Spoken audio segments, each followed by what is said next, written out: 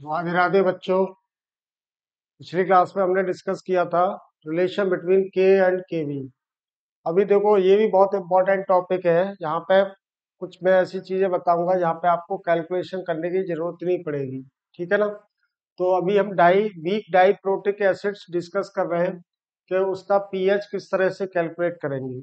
तो diprotic acids में generally क्या होता है कि examples of diprotic acid देख लें हम। डाई प्रोटिक एसिड्स में जनरली जो सवाल पूछे जाते हैं वो H2S से रिलेटेड पूछे जाते हैं। ठीक है ना। H2S के अलावा क्या हो गया हमारे पास में, ऑक्जेलिक एसिड हो गया, H2CO4, H2CO3, H2SO3 एटसेट्रा। ये हमारे पास क्या है, एग्जाम्पल्स है।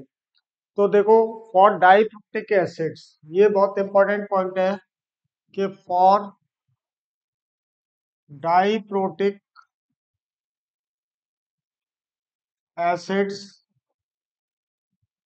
जनरली जो है K1 is far far greater than K2 होता है। ठीक है ना। फॉर एग्जाम्पल कि हमने H2S ले लिया, H2S के लिए K1 वैल्यू है 10⁻⁻7 and K2 is in the range of 10⁻13। वही अगर हम बात करते हैं H2CO3 की, H2CO3 के लिए K1 is in the range of 10⁻⁻7 and K2 is in the range of 10⁻⁻11 रहता है। ठीक है। अगर हम बात करें ऑक्जेलिक एसिड की, यानी H2C2O4, इसके लिए K1 is in the range of 10⁻2 रहता है and K2 is in the range of 10⁻⁵। यानी कि K1 की जो वैल्यू होगी वो ऑलवेज फार फार ग्रेटर देन होगी K2 से। ठीक है ना।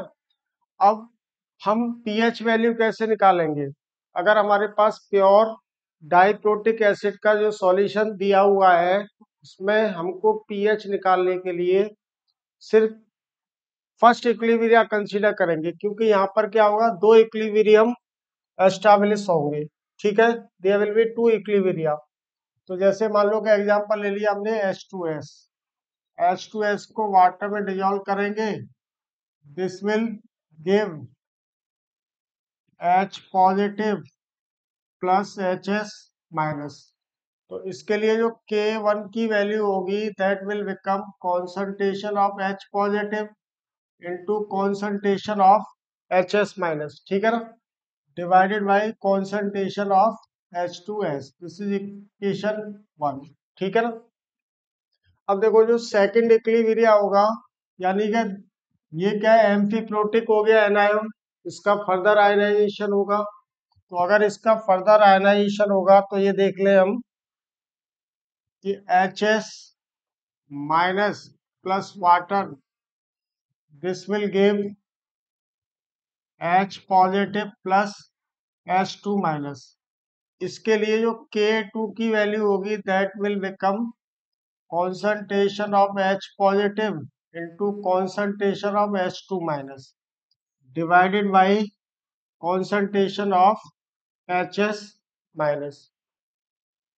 अब देखो यहाँ पर क्या है कि since K1 is far far greater than K2, तो देयरफॉर इसका जो आयनाइजेशन है बहुत कम होगा इसके कंपैरिजन में।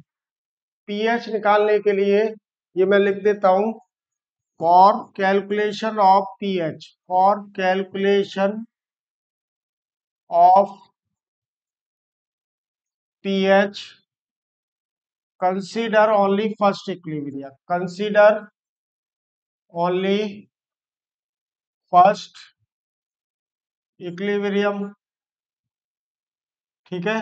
सेकंड को लेने की हमको जरूरत है ही नहीं, क्योंकि इसके जो आयनाइजेशन से जो H पॉजिटिव आएगा वो फार फार लेस देन होगा by the ionisation of first equilibrium. जैसे मान लो कि हमारे पास 1,00,000 क्वांटिटी है, उसमें एक जोड़ दें या एक घटा दें, उससे कोई ओवरऑल इफेक्ट नहीं होगा।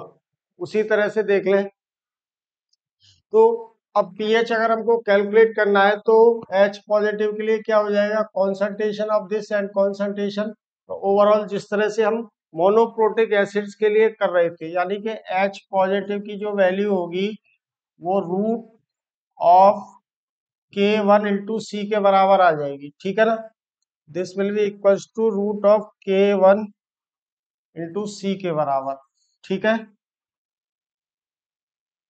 और पीएच क्या हो जाएगा इसका, pH will become equals to minus log root K1 × C, ठीक है। यहाँ से कैलकुलेट कर लेंगे। अब जनरली जो यहाँ पे जो सवाल पूछे जाते हैं वो डाई एनायन के कॉन्सेंट्रेशन के ऊपर पूछे जाते हैं, यानी कि H2- आयन का कॉन्सेंट्रेशन, इस पर जनरली सवाल पूछे जाते हैं। तो देखो इसका कॉन्सेंट्रेशन कैसे कैलकुलेट करेंगे हम,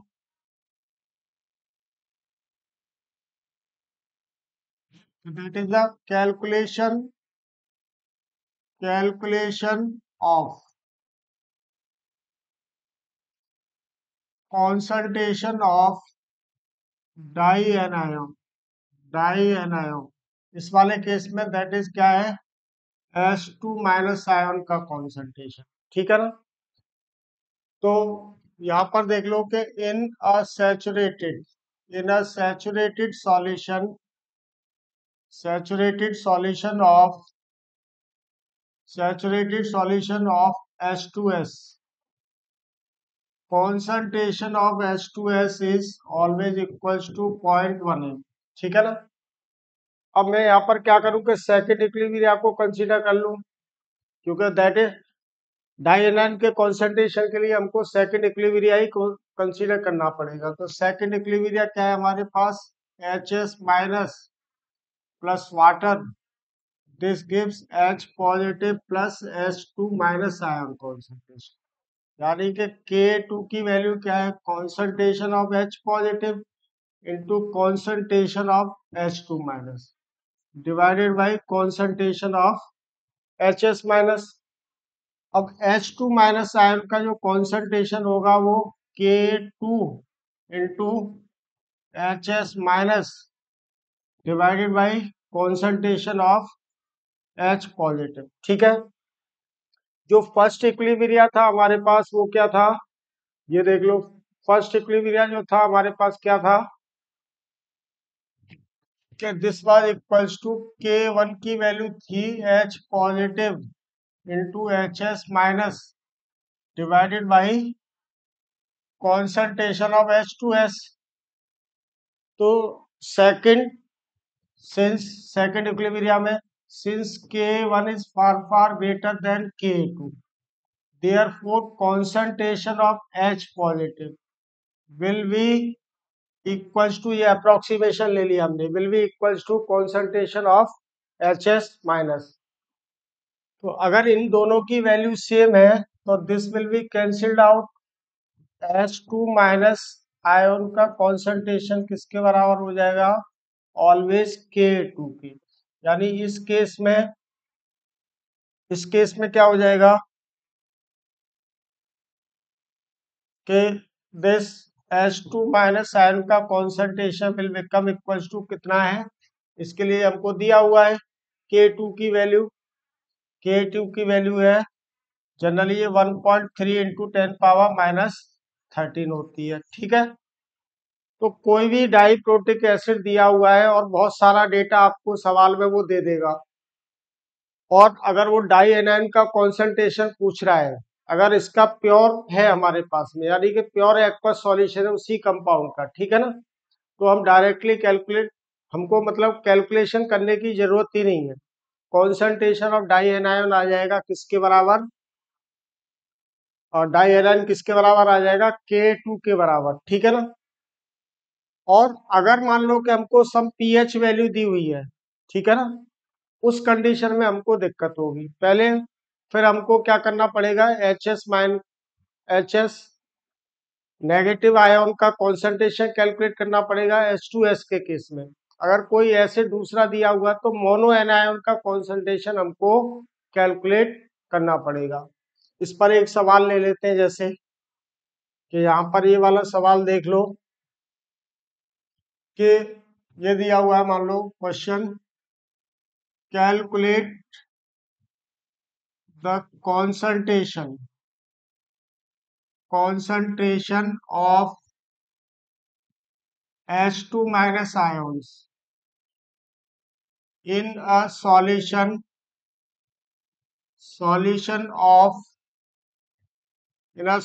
of pH 10 पावर pH दिया हुआ है pH 2, solution of pH 2 given, ये डेटा हमको दिया हुआ है, K1 है इसका 1.0 इंटू 10 पावर माइनस 7, K2 दिया हुआ है 1.3 इंटू 10 पावर माइनस 13, ठीक है। और concentration in a saturated solution H2S में ऑलवेज किसके बराबर होगा, ये हमेशा इसके बराबर रहेगा, ये 0.1 m के बराबर रहेगा। अब इस सॉल्यूशन के अंदर हमको कैलकुलेट करना है, तो ये देख लो कि सॉल्यूशन देखें इसका, कि मेरे पास क्या इक्विलिब्रिया हो जाएगा, H2S plus water first equilibria, this will become equals to H positive plus HS minus ion का कॉन्सेंट्रेशन, ठीक है ना। अब K1 की वैल्यू मानी इस फर्स्ट इक्विलिब्रिया से हम क्या कैलकुलेट कर सकते हैं, concentration of HS minus ion, यानी कि K1 की वैल्यू किसके बराबर हो जाएगी, concentration of H positive into concentration of HS minus divided by concentration of H2S, and pH2 का मतलब क्या हो जाएगा, pH2 का मतलब क्या हो जाएगा, H पॉजिटिव आयन का कॉन्सेंट्रेशन है 10 पावर माइनस 2m, ठीक है।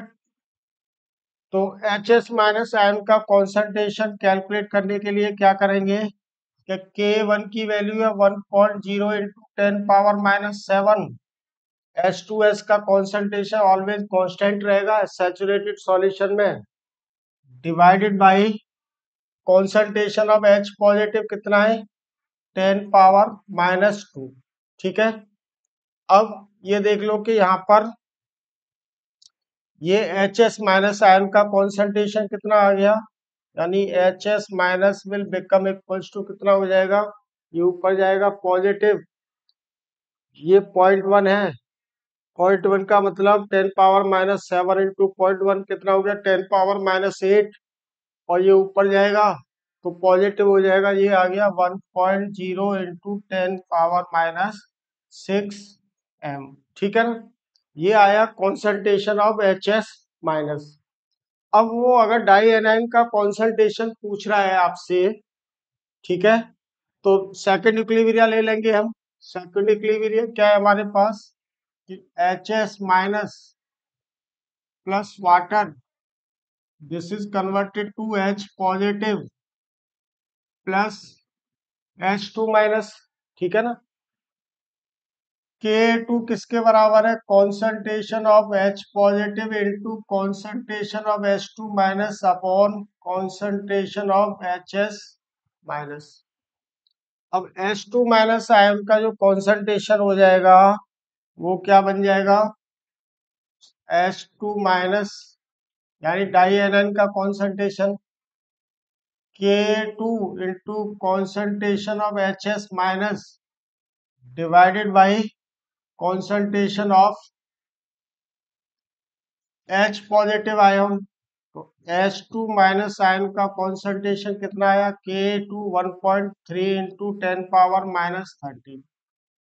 HS माइनस आयन का कॉन्सेंट्रेशन हमने कैलकुलेट किया, कितना था 1.0 into 10 power minus 6 divided by H positive ion, क्योंकि pH वैल्यू कांस्टेंट है इन सॉल्यूशन ऑफ pH2 का मतलब H पॉजिटिव आयन का कॉन्सेंट्रेशन क्या है, वहां पर कांस्टेंट है, जो कितना है 1.0 इंटू 10 पावर माइनस 2, ठीक है। तो अब यहाँ पर देख लें कि दिस H2 माइनस आयन का कॉन्सेंट्रेशन कितना हो गया, 1.3 इंटू 10 पावर माइनस 13 इंटू 10⁻⁻6 कितना हो गया -19 डिवाइडेड बाई -2, तो -17 में से 2 माइनस हो जाएगा, सॉरी -13 और 6 -19 में से 2 माइनस हो गया, तो 10⁻⁻17 m आ गया है। अब देखो कि in a acidic solution, in a solution of pH 2 concentration of H2 minus कितना हो गया, कितने टाइम्स डिक्रीज कर गया, तो इनिशियली वो कितना था 1.3 इंटू 10⁻⁻3, ठीक है। तो हाउ मेनी टाइम्स, अगर इस तरह से पूछा है कि पीएच में कितने टाइम्स डिक्रीज करेगा, तो उसके लिए भी क्या हो जाएगा कि ये देख लो कि decrease in concentration of dianion H2 minus in a solution of pH 2, in a solution of pH 2, ठीक है। तो उसके लिए कितने टाइम से डिक्रीज किया, कि डिक्रीज आ जाएगा हमारे पास में, this will B initial H2 minus ion concentration divided by H2 minus ion concentration in a solution of pH 2, ठीक है। तो इनिशियली तो वो H2 माइनस के बराबर था, H2 माइनस का मतलब 1.3 इंटू 10⁻⁻13 था, और अभी कितना हो गया वो 1.3 इंटू 10⁻⁻17, तो ये घट गया, मतलब कैंसिल आउट हो गया। ये वैल्यू कितनी आ गई, द डिक्रीमेंट कह रहा है वो, डिक्रीमेंट पूछ रहा है, तो 1.0 इंटू 10 पावर कितना हो गया, ये 17 माइनस 13 करेंगे तो ये कितना आ जाएगा 4, यानी 4 का मतलब क्या हो गया, concentration of H2 minus ions decreases by a factor of 10,000, factor of 10,000 या 10,000 टाइम्स वो डिक्रीज कर गया, ठीक है ना। तो इस तरह से हम यहाँ पर कैलकुलेट कर सकते हैं। तो यहाँ पे जो डाइक्रोटिक एसिड्स में जनरली जो सवाल पूछता है, या तो पीएच वैल्यू पे पूछेगा, पीएच वैल्यू के लिए हम क्या करेंगे, फर्स्ट इक्विलिब्रिया ले लेंगे। और ध्यान रखो हमेशा कि वो जनरली जो सवाल पूछता है वो H2S से रिलेटेड ही पूछता है, इसलिए मैंने जो एग्जाम्पल में यहाँ पर लिया है इलस्ट्रेशन में, वो H2S ही लिया है, ठीक है ना। या फिर जो सवाल पूछेगा, अगर पीएच नहीं पूछ रहा है, तो वो H2 नेगेटिव आयन का कॉन्सेंट्रेशन उनके उसके सैचुरेटेड सॉल्यूशन में पूछ लेगा, दूसरे तरह का सवाल।